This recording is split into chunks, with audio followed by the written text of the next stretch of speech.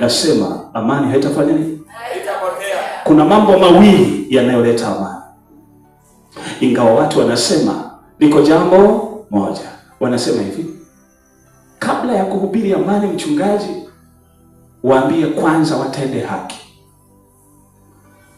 Nakubaliana nao, sawa. Lakini mimi ninaanza na cha kwanza, ifate haki ndio tuipate nini? Amani. Sikia nikwambie. Cha kwanza sio amani, sio haki. Cha kwanza ni nidhamu, kuheshimiana. Mmenisikia tu? Ili haki ije, cha kwanza ni nidhamu, kuheshimiana, kuwathamini watu wengine, kutambua heshima za watu wengine. Kuna watu wamejenga heshima zao kwa miaka mingi sana, tangu akiwa mdogo mpaka mahali alipo. Unapokuja kumdhalilisha, unapokuja kumtukana, unapokuja kumfedhehesha, kumbuka yeye pia ana watu wanaomheshimu, ana watoto,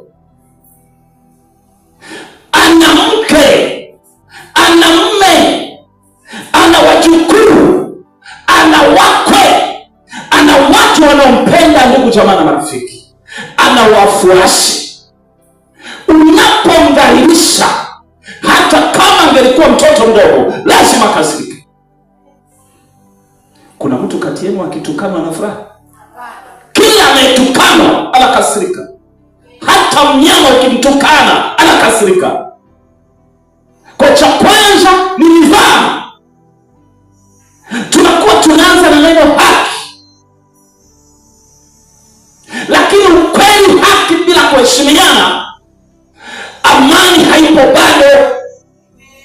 Sema amina. Amina. Chapa makofi kwa Bwana Yesu.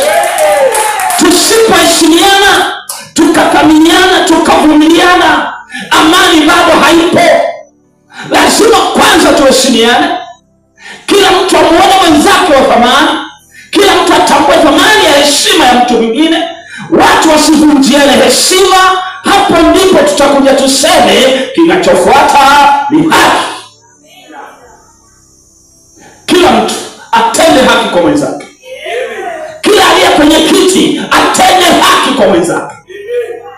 Mambo mawili yatatupa amani ya kweli. Chapa makofi.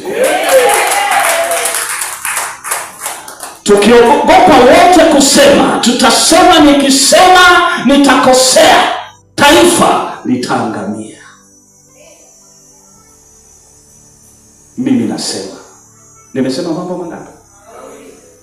Nidhamu, yani watu waheshimiane, lakini cha pili haki.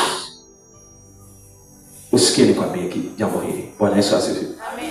Mungu wa mbinguni anaweza akakupa akili kubwa sana. Mungu wa mbinguni anaweza akakupa vipawa na karama za ajabu, ukawa na uwezo na ujuzi wa ajabu. Ukikosa heshima, ukikosa kuwa na adabu, ukakosa kuwa na hekima, hivyo vipawa na karama ulivyo nazo vitageuka kuwa mateso kwako. Maana hakuna anayekubali kudharauliwa. Hata mtoto mdogo ukimdharau hawezi kukwambia, lakini anajua humtendei haki.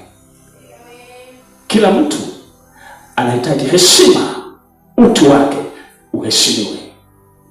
Hapo ndipo ukiniambia tunaitafuta amani kwa njia hiyo, nitakwambia haswa tena kwa jina la Yesu, pokea kama ulivyoamini. Bwana Yesu asifiwe. Bila nidhamu, bila kuheshimiana, hatutaipata amani ya kweli. Tutaipata amani bandia. Ina amani ya kweli inasimama na mambo mawili: kuheshimiana, haki. Tunapata mtoto anaitwa nani? Amani ya kweli. Oh, haleluya. Umenisikia vizuri? Amina. Mimi nitasema mpaka mwisho wangu.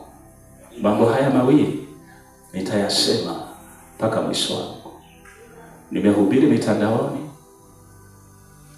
watu wamenipongeza na watu wengine wamekuja kinyume nyume mpaka nikasema shetani ushindwe kwa jina la Yesu. Bwana Yesu asifiwe. Bwana Yesu asifiwe. Tuiombee nchi yetu amani. Nawaambia wapendwa, tuiombee nchi yetu nini? Amani. Kuna mtu anasimama anasema mwaka huu tunakinukisha. Nataka nikuulize, unakijua? Mambo yakiharibika mwanangu, si unaona ulivyotulia hivi?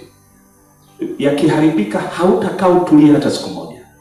Utakuwa ni mtu wa mateso, wa kukimbia. Unakwenda kushtuka mtoto umemwacha nyumbani, unarudi risasi zinarindima, watu wanachinjwa, watu wanauawa.